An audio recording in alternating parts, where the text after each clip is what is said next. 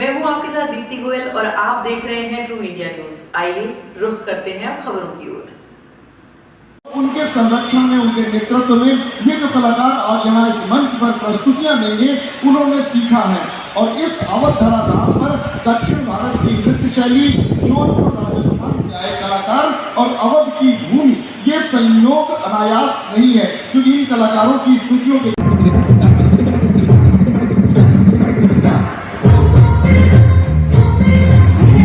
True India के लिए मैं आनंद कल्ला। बात अयोध्या की, जहां 22 जनवरी को भव्य राम मंदिर का निर्माण तो हो ही रहा है, जहां रामलला अपने स्थान पर गर्भगृह में विराजमान भी हो गए, लेकिन भारत की जहां सांस्कृतिक विरासत की बात आती है, उत्सव की बात आती है, त्योहारों की बात आती है, वहां अयोध्या रामोत्सव विभिन्न प्रकार के सांस्कृतिक प्रदर्शनों का प्रदर्शन भी इस दौरान कर रहा है। जहां 22 जनवरी से लेकर के 24 मार्च तक निरंतर यहाँ जो भी कार्यक्रम आयोजित होंगे, जिसमें देश विदेश के वो कलाकार और नृत्य करने वाली प्रतिभाएं अपने शास्त्रीय संगीत के साथ सभी कुछ प्रदर्शन करते हुए नजर आएगी। नाट्य प्रदर्शन दर्शकों को जहां मंत्रमुग्ध तो करते ही आए हैं, रामायण की महाकाव्य कहानियों को जीवंत भी कर रहे हैं। कथक और भरतनाट्यम प्रदर्शन की जहां बात आती है, प्रसिद्ध कलाकार अपने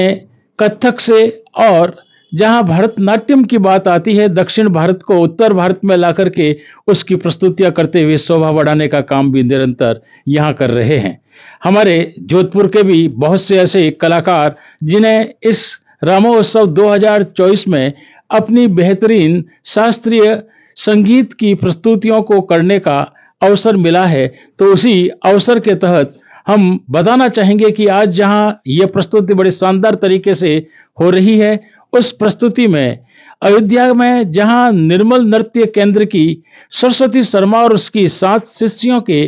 द्वारा जहां हनुमान चालीसा का पाठ किया गया, और वहीं श्री राम वंदना पर भरतनाट्यम नृत्य की प्रस्तुति कर सभी को मंत्रमुग्ध करने के साथ सभी का दिल जीतने का कार्य भी कर रही है। अयोध्या में वर्तमान में रामोत्सव कार्यक्रम जोरों पर जो चल रहा है, समापन की ओर यह निरंतर बढ़ता चला जा रहा है। और आज जोधपुर की नृत्यांगनाओं ने जबरदस्त प्रस्तुति जब इस अवसर पर दी है, तो हम इनके नाम भी आप तक पहुंचाना चाहेंगे। जहां विधि दाधीच, राजी शर्मा, ख्याति कुशवाहा, नंदा, केपी रुद्राक्षी टाक, तनिया डुड्डी व पलक ने इन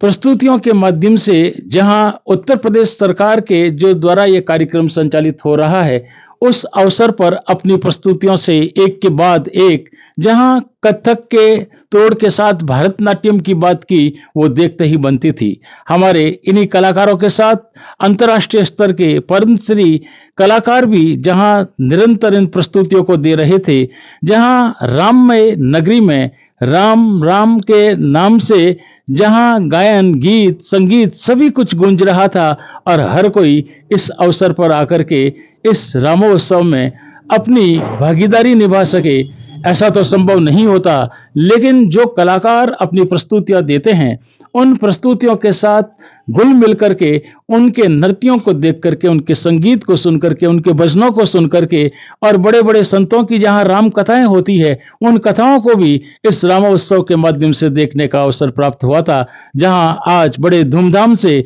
जोधपुर के ये कलाकार प्रस्तुतियां दे रहे हैं। जहां अयोध्या नगरी में घूमने का दिन भर का जहां इनका ये कार्यक्रम था, तो वहीं इस रामोत्सव कार्यक्रम के अंदर इनकी प्रस्तुतियों ने जिस तरीके से सभी का दिल जीत लिया, सभी को